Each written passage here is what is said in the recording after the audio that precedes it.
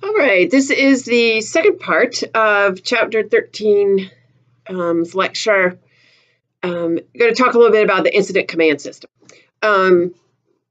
We talk a lot about the incident command system in a variety of ways and fashions. As I said in the other video, when I first came to the fire service, we didn't use incident command. And I remember receiving training on incident command basically by the illustration that was used was taking a trip to the grocery store and buying stuff for dinner. And as an engine crew, and one person goes to the vegetables and one person goes to the meats and one person goes to the dairy.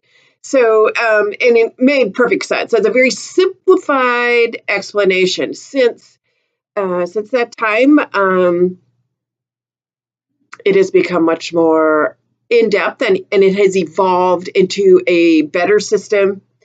The introduction of NIMS after 9/11, the National Incident Management System, which mandates the use of incident command. NIMS is an overall management system in and of itself that to help us create and manage larger incidents. But the thing to remember too is that it's not only for larger incidents. We establish command on every incident. When I first learned about incident command in the city of LaGrange, even a single engine response, we established command. And a lot of that was just to get used to doing it, to practice. You're practicing for the big one, maybe. But it really did work very well. And part of that, incident command, of course, is given that size up and your resources. So let's talk just a little bit about that. Incident command is applicable to all incident types. Fire, natural disasters. Incident command was first used, and I'm probably getting ahead here, by forestry. The U.S. Forestry Service, the California, CAL FIRE, those people have incident command down to a science. They know it inside and out. And that's where it was first used. They found too that as a part of incident command that it enabled you to communicate better. The use of clear text instead of 10 codes, which we do today, was a big part of that because those things mean different things everywhere. So anyway, it helped to create good partners and working relationships with partnerships.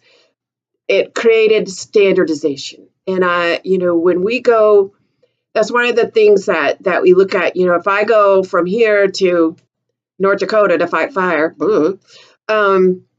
incident command is incident command. And even today, especially when we look at our task force groups, same thing. They're going to different parts of the country, but incident command is incident command. So it created that standardization. It has some internal flexibility, which it can grow or shrink as needed. As I said, that single engine response, you don't have to have all these sectors, and you can shrink it as needed. So the flexibility is what makes it effective and for small and large incidents. As I said, talking a little bit about the history of incident command, it was created by a group called FireScope, Firefighting Resources of California, organized for potential emergencies. They had when I was at the National Fire Academy working on my executive fire officer, we took a course on I can't remember what it stands for. EVSM, Emergency Operations. Anyway, we learned a lot about incident command. This was post 9/11. So we learned a lot about that. But I actually was at a table with a guy from California, and he really helped me get through that course simply because of the knowledge of incident command and the different jobs and the different tasks that are involved there. So, they studied what they did was they looked at a lot of the case histories, and that some of the problems were not really a lack of resources. It was more of just a lack of management of those resources. So a lack of accountability, poor communications, a lack of an orderly, systematic planning process, and no predefined ways of integrating different interagency requirements into that management structure. You know, if you think about it today, you know, we talk about you know, incident command and area command and that sort of thing, and it wasn't happening back then. So ICS is built on best practices, and I think that that's something that we have to remember. Decades of work, decades of learning brought about, excuse me, brought about this this system that we have been used, and it's been tested for all these years, and it really seems to be tried and true in many ways. So it is a component of NIMS, the National Incident Management System, that you'll learn about in other courses. It's become the standard ICS has under NIMS. It's one of the requirements under NIMS is that you use ICS, and that you have to demonstrate the use of ICS as a condition of receiving federal preparedness funding. So think about that the next time you use a 10 code on the radio. So what the purpose of ICS, again, it is just a management system, incident management system. It's interdisciplinary, it's flexible to make it grow and shrink, meets the needs of every incident. It allows people from all different agencies to come together in a common management structure and for that organization goal, for the incident goal, for the incident objective. It's a way to provide logistical and administrative support to operations. I think many times we forgot about that support that they needed, and so this is a way to do that and to be cost effective. It's a procedure for controlling personnel, facilities, equipment, and communication. So it is a very effective program, and you need to become proficient at the use of it. You know, I think most of us understand it on that single family dwelling type of structure, fire, or even a more commercial related, but in long running incidents, that 12, 24-hour, I get lost in the groups and you know, the divisions and the sectors and that sort of thing, and because I don't use it. So using it is going to be very, very important. One of the things that ICS does is helps maintain a manageable span of control. 3 to 7 is what has been determined to be a manageable span of control. So we really think about 5. And that's what the incident command system does. Once you get, you know, start pressing the edges of that, then you can expand the whole system, and that alleviates that pressure on that person so that they don't have that too much span of control, too large of a span of control, I think. Establish pre-designated incident location and facilities, resource management practices, standardize those, and certainly ensuring integrated communications. We've got to be able to communicate, and that's, again, clear text. Some of the features are chain of command, and this is who you talk to, you know. It is, you don't have to report to the chief. You, I'm trying to find what they define that here in the book.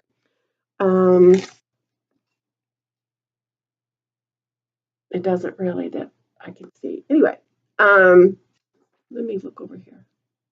Talked about span of control. Okay, never mind.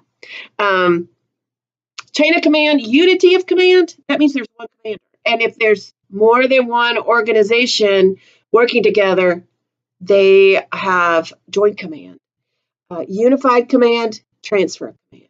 So command is the command structure of ICS is what makes it very important. That we understand that chain of command, that we have a unity of command, that we have unified command. That is where there may be, the police chief, the fire chief work together. That's unified command. And then a transfer of command up and down the chain. It helps ensure that everybody's ready, that all hands are on deck, as we say, and ready to deploy, and making sure that we are making the right decisions through the data that's received from the other. So again, it's a very it's a very important organizational system. Many conferences today, if you go to any of the fire service conferences, they are organized using incident command. So it certainly is a great organizational system. Some of the parts of ICS: common terminology and clear text. So this is, the common terminology. All communications are in plain English. We don't use 10 codes. That was too confusing and too complicated. We just speak. Do not use radio codes, agency-specific codes, or jargon. Now, I can't say that some of the, one of the things that was really hard about using ICS and using clear text is when there was a fatality. And, how do you say that in a not so bad way over the radio? And there may be times when you want to keep that, kind of quiet for a while. But that was one of the things that was a problem that I saw. So some of that common terminology, this includes organizational functions. This includes resource descriptions, incident facilities, and position titles. Officer, chief, director, supervisor, leader. Those are all specific. Those are not the title that you have at work. Those are titles that come with the incident. It's a modular organization, which is one of the other characteristics of ICS, in that it develops that top-down modular structure. You've got this across the top, and then this little tree can filter down, and you can have as many branches off of that tree as you want, as the incident needs, put it that way. And then it can shrink too as the incident starts to recover. So it is a very flexible type of position. Only those positions that are needed for an incident are going to be used. You don't have to use them all. It's not saying you have to have a planning section for a small grass fire. So that's another thing as well. Management by objectives. We talked in the part 1 lecture about the importance of objectives. And certainly when there is a large extended time incident, we want to look at objectives not necessarily just for the incident itself, but for operational periods, and those are defined.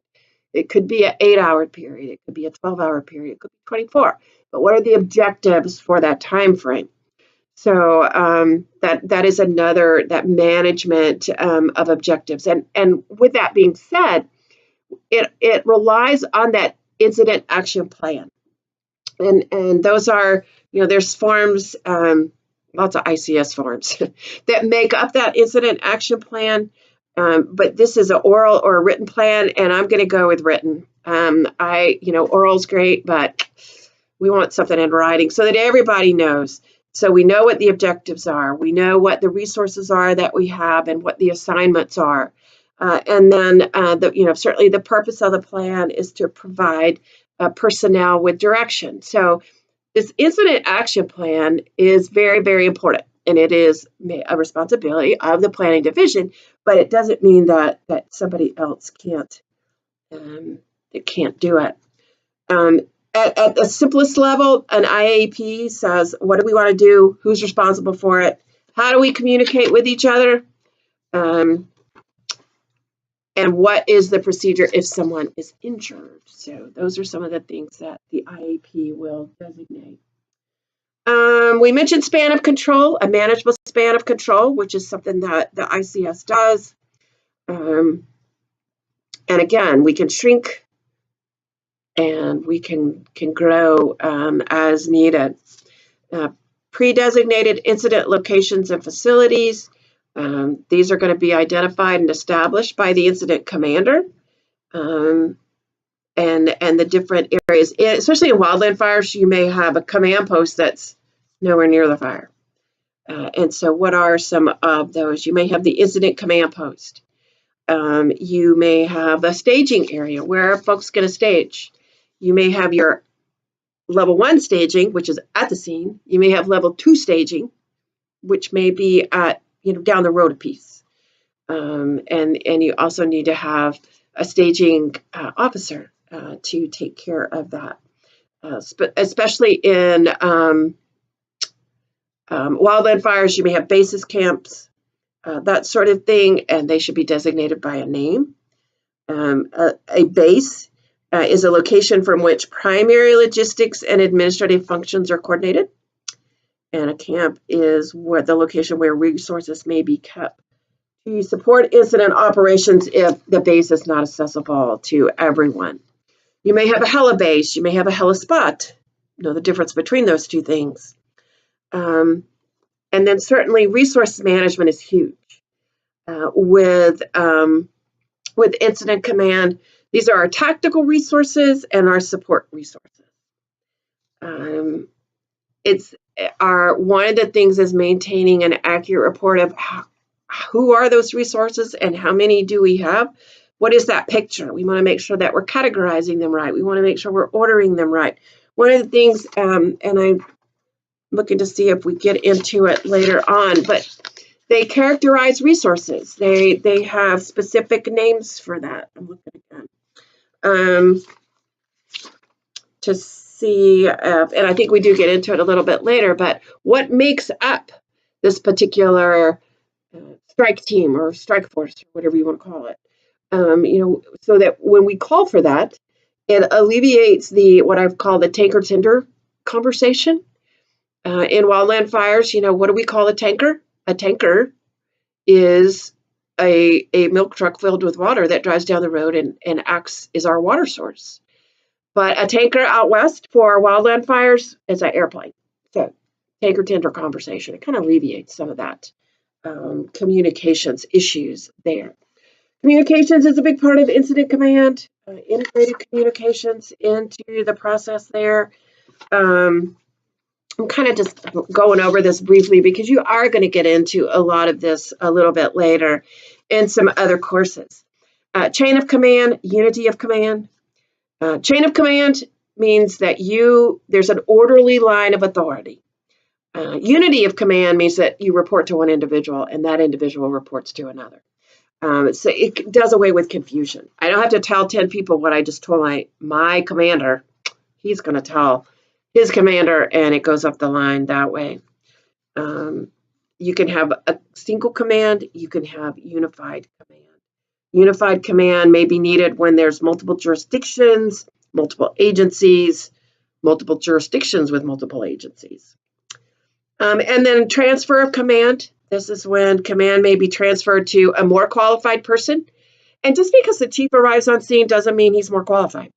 And my chief would say that. Whether a chief takes command, it may be, especially think about a house fire, you're first on the scene, you're going to, maybe it's a rescue situation, you're getting ready to make interior attack. You can't do both. So that next in officer command is transferred to that next in person as the incident commander. So it can happen in many different ways. Accountability, incident command, the incident command system helps to create accountability. Regardless of agency affiliation, we want to make sure that all responders report to receive an assignment.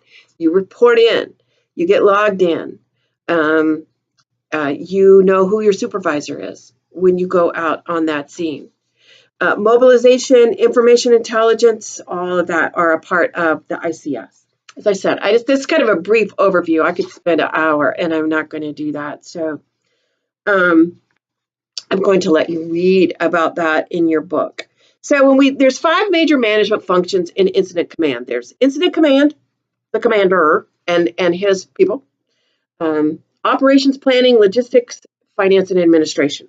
And as I said, you may not have those on every incident. You don't have to have them on every incident. So look at what those people do.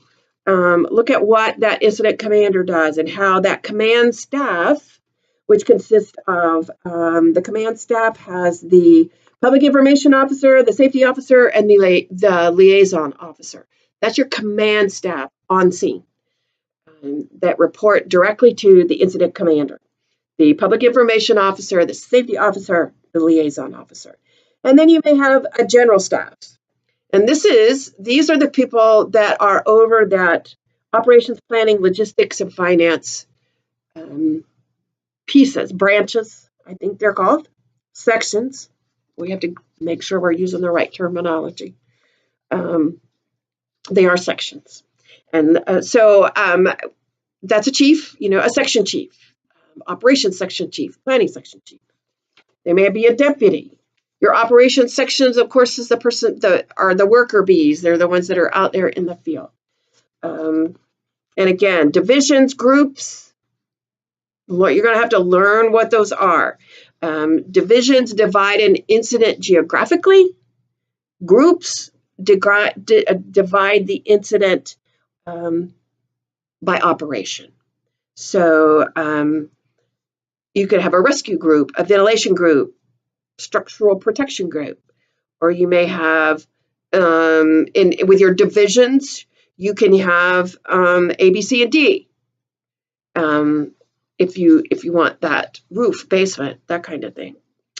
They can work together within the organization. This is where to me, it does get a little bit complicated. And then you start talking about managing the operations section where you have your task force, your strike teams, your single resources. This is what I was talking about. If I call from a strike team, I'm going to get a set number of resources of the same kind and type with common communications operating under the direct supervision. And somewhere we look at pictures of what a strike team is versus single resources. Single resource kind of speaks for itself. Maybe individuals, a piece of equipment. A task force is a combination of resources. Like under a strike team, you may get all engines. With a task force, you're going to get 2 engines and a tanker. By our terms, a tanker. By their terms, a tender. Planning section does just that. They are responsible for the IAP, logistics, and then finance. One of the things that's really important about ICS is that finance administrative piece. And one of the reasons it becomes very important is that we have the ability to, when a state of emergency is declared, we can get money, we can get reimbursement. But if we don't have if we don't have all those forms completed properly, and we don't have documentation of those funds that were expended, we're not going to get reimbursed. And the finance people too can say, it's not just about who's going to buy breakfast for the folks in the field. It's major purchases that may need to be made. Who can authorize that? Where's that funding coming from? And that sort of thing. So I have not had the privilege of working at a major incident for an extended period of time. I'm thinking while I'm saying this. Under ICS. I worked at an incident. We didn't really utilize ICS very well at all. It was back in the 90s, and so it was really before 9/11. And but I do have trouble remembering what's a strike force, what is it, all that kind of stuff. Divisions, groups, sections, sectors, and on and on. But when you use it, then you are familiar with it. And so those of you that are a part of a task force, then you want to make sure that you're familiar with those things and that you remember those things. When you go to work for a fire department, you're going to have a lot of training on that. But if you don't use it, you lose it. And so that's why even for that single incident, that small structure fire, as we call them bread and butter fires, you want to make sure that you are utilizing incident command. Read in the book.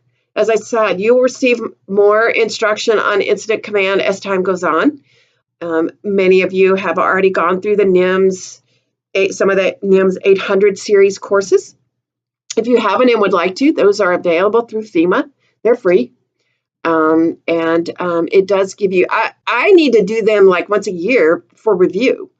And because I do find it very difficult to remember some of these areas, but it certainly is of great value. And incident command is a huge part of what we do now.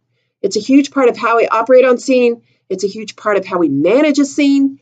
And I believe ultimately it's a huge part of safety on scene because of the accountability piece. So read in your text. I will post the link to the NIMS courses. I'll look and see if I can post that.